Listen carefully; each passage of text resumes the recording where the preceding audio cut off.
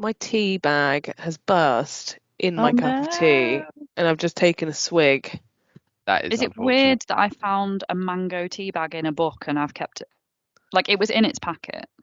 Yeah, I would have kept that. Things you find in the library. Found a mouse once.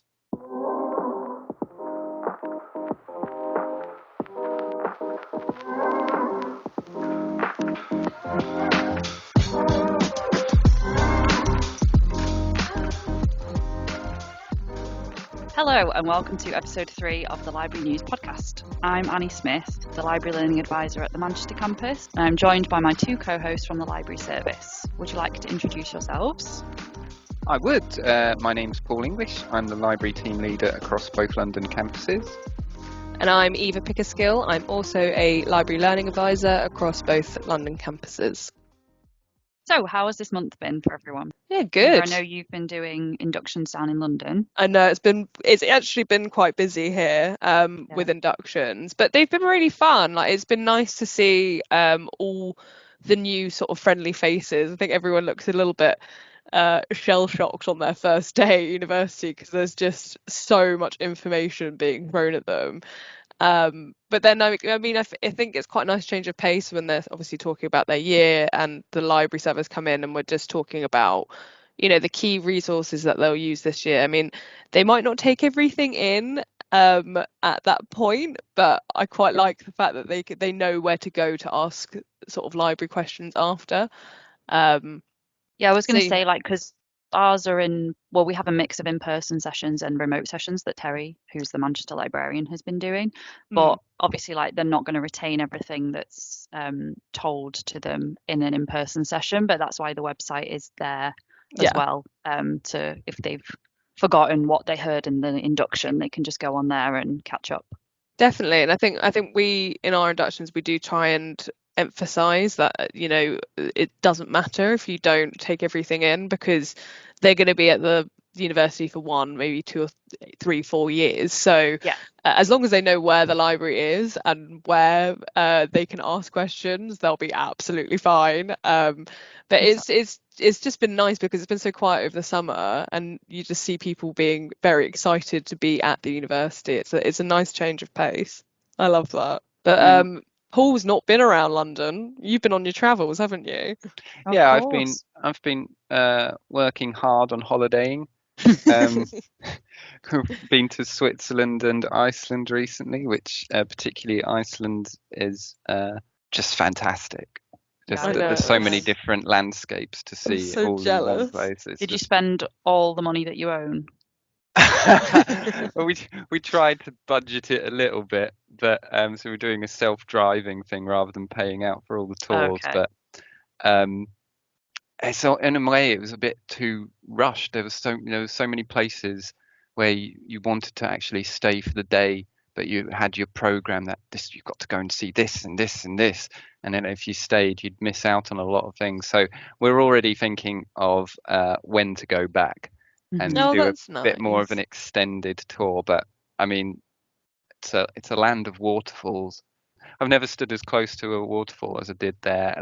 But I like a big one, like a 60-meter drop one, Yeah. Oh, and like right at the bottom of it, and just the power of nature. I mean, I it was just gonna say, did you absolutely stand under soaked me. it? And then obviously the black sand beaches and the light there, just the sunlight. It looks different to everywhere else. It's yeah, recommended, but I'm now all here for inductions. I was I'm gonna say, loving the induction chat. It is how's it being back? inspiring. Well, I was just going to say, because I was in Ibiza last week, which is a very different tone to Iceland, obviously. But it's been nice to kind of finish the summer with like a proper holiday and then come back. And the first day I was back was like the first week of term. So it's been nice to kind of box off the summer and then go straight into the new term. Was your trip good? It was actually very chill for Ibiza. Like, I think because we're a bit older now than where we were when we first started going. So it was very much just like meals out and time on the beach Oh, Yeah, rather that's so than nice. like that clubbing and sounds stuff. chill. Yeah, it was really nice.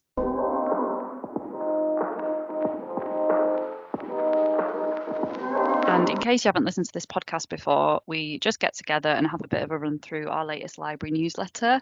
what's going on across the library service as a whole, and a bit of a general discussion about books, playlists, and other stuff like that. The theme of this month's podcast is Back to School, as we welcome new students to our campuses and start the September term. Back to school vibes. How did you guys feel when you started university or came back to for starting a new year? I was so nervous when I went into my undergraduate. I literally didn't even know what was going on.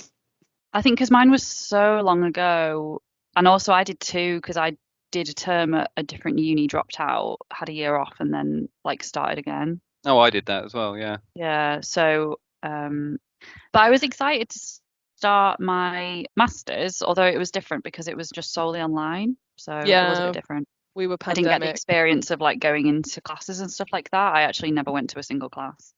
Yeah, I was the same. I did my masters during the pandemic as well. Pandemic library masters. Yep. I think I went onto campus once, and that was I went to get my ID card. Yeah, and I haven't been back since.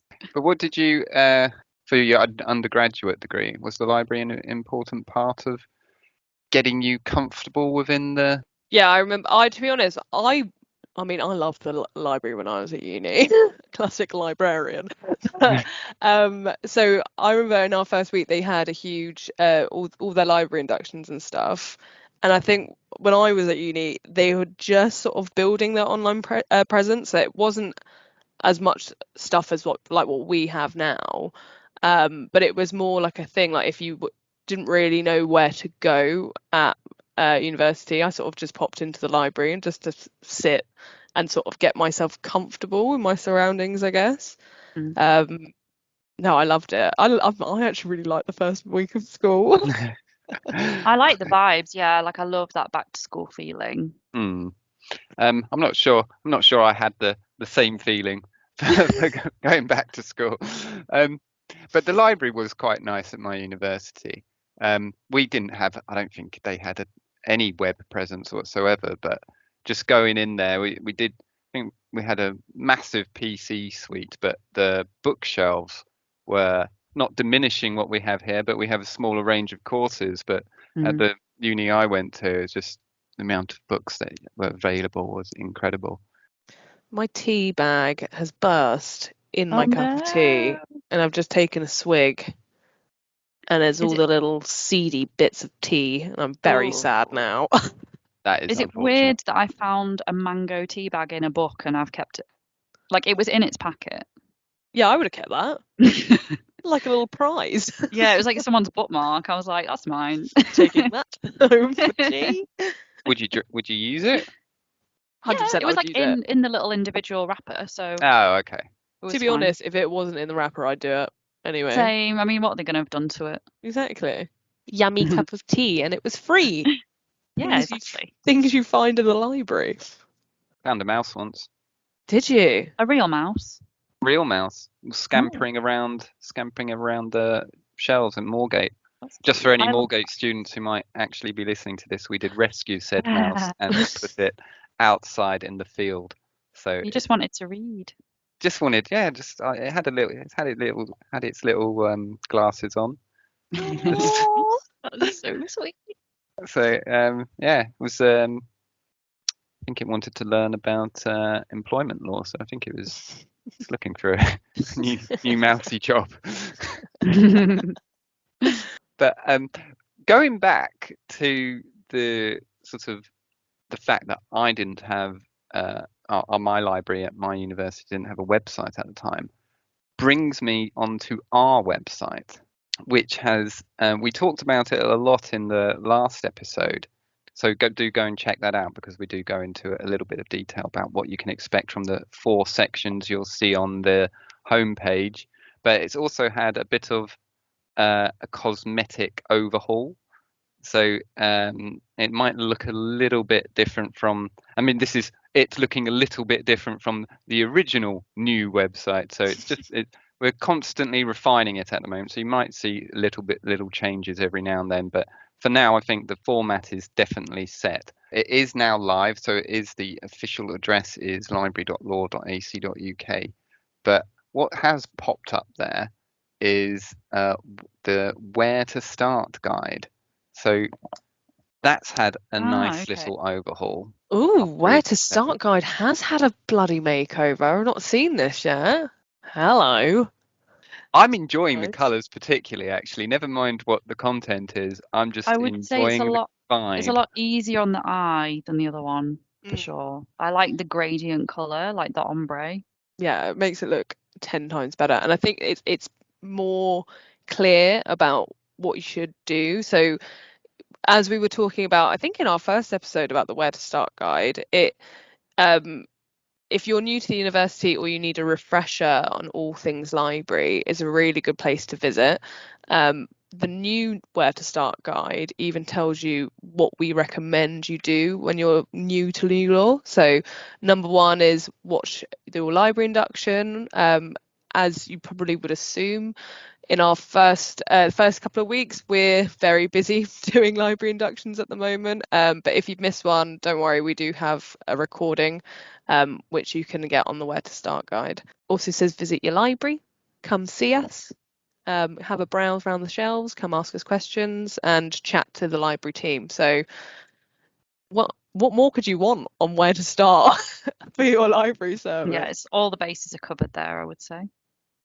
So another thing we wanted to mention on the podcast this week was, again, our podcast that we do. So if you're new to the university, the Skills Academy and the Library Service run a range of podcasts. So we have this amazing one, the Library News podcast.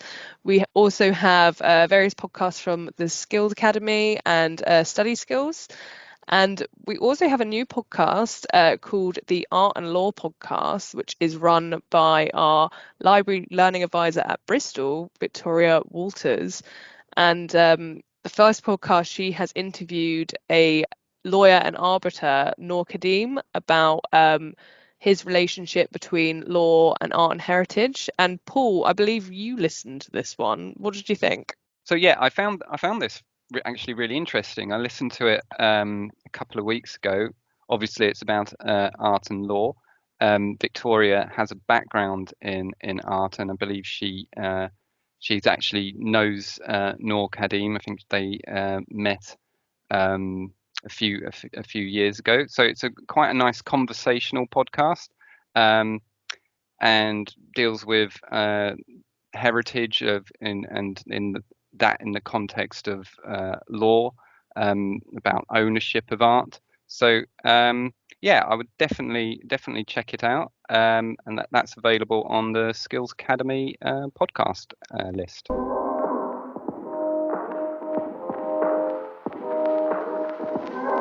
So if you are a University of Law student, you can get free access to one of our ebook platforms, which is called Pelago.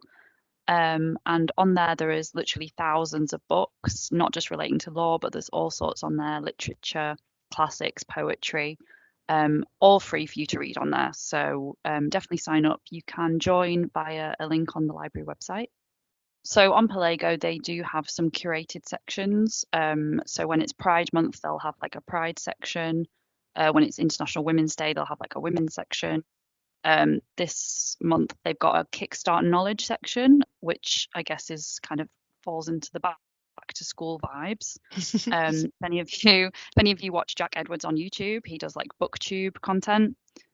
His book The Universe, which is a guide to university, is on there available for you to read. But they've also got other sections like personal growth and things like that recently added.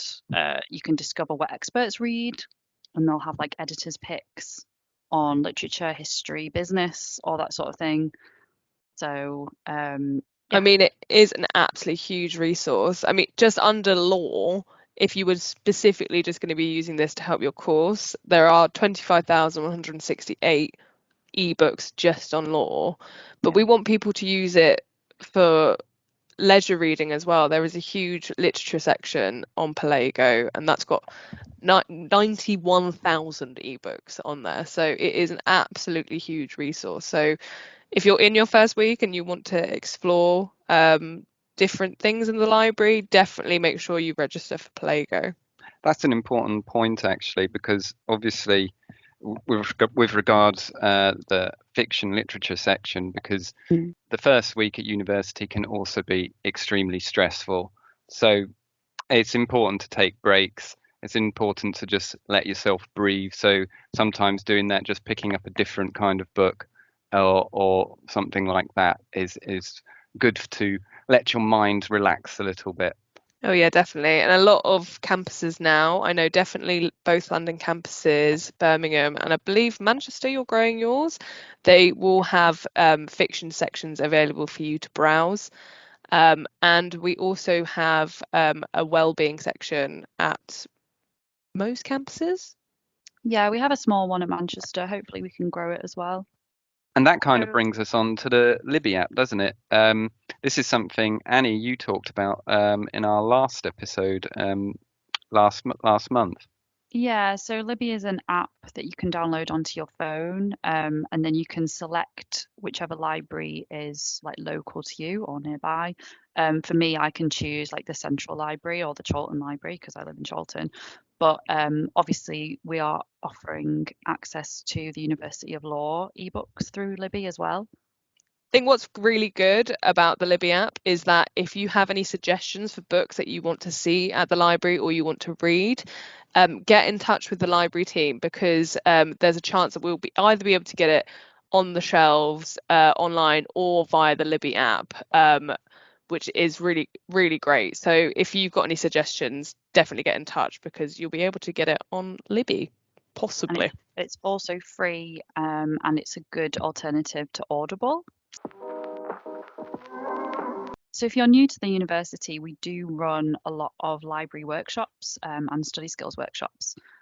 So if you wanted to check those out, all you have to do is go to our library website, go to the homepage, then go to Library Help and Support on the right. Go to the training events calendar and you'll be able to sign up for our library workshops that go in every week. So keep refreshing and checking for ones. At the moment, the majority of stuff on the events calendar is to do with study skills, which, to be honest, is probably the best thing for the start of the year to get you organised and ready for the term.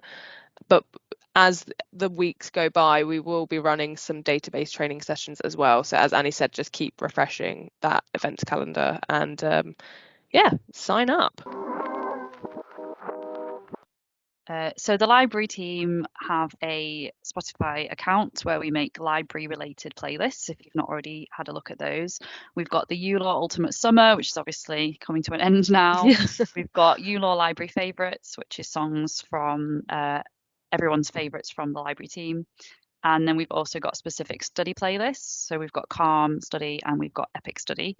And to mark the start of the term, we have created a new one, which is our back to school playlist. Yeah, that is all. Do you want to mention some of the songs that are on there, Eva? Because you've been basically creating those. Well, I was thinking of songs that get you pumped to go back to school. Like, it doesn't necessarily need to be school related. So we've got things like Olivia Rodrigo on there, some Vampire Weekend. I was just thinking, what would you want to listen to on your first day of school? You want to have something that was going to pump you up and get you kind of ready for the day. Yeah. So yeah, that's the kind of back to school vibes we were going to go for. I was thinking of putting some very cheesy Britney Spears, Busted, What I Go to School For, and all that kind of thing. But I know that the kids don't listen to that kind of thing these days. So if you want to keep up to date with the rest of our playlist that we'll be making through the year and kind of general library news and the workshops, you can follow us on Twitter, which is at ULaw Library. And it's the three of us that run that Twitter, so you'll be hearing from us there as well. Well, that's all, folks. Hope you enjoyed episode 3, and make sure to tune in next month for episode 4, where it'll be spooky season. Oh, spooky library Halloween episode. Yeah. This is going to be incredible. All the spooky content, please. Oh my god, I'm going to start preparing right now. Halloween playlist incoming. Yes. Oh my god, yes. Spooky books. Okay, well, I'll speak to you guys soon. Yes. Yeah. Enjoy the rest of your day. I'm too involved now. I'm too much thinking about Halloween. There's so much fun stuff coming up. It's going to be great. It's going to be a great year. I'm very excited. All right, nice to talk to you Bye, guys guys. again. Bye. See you. Bye.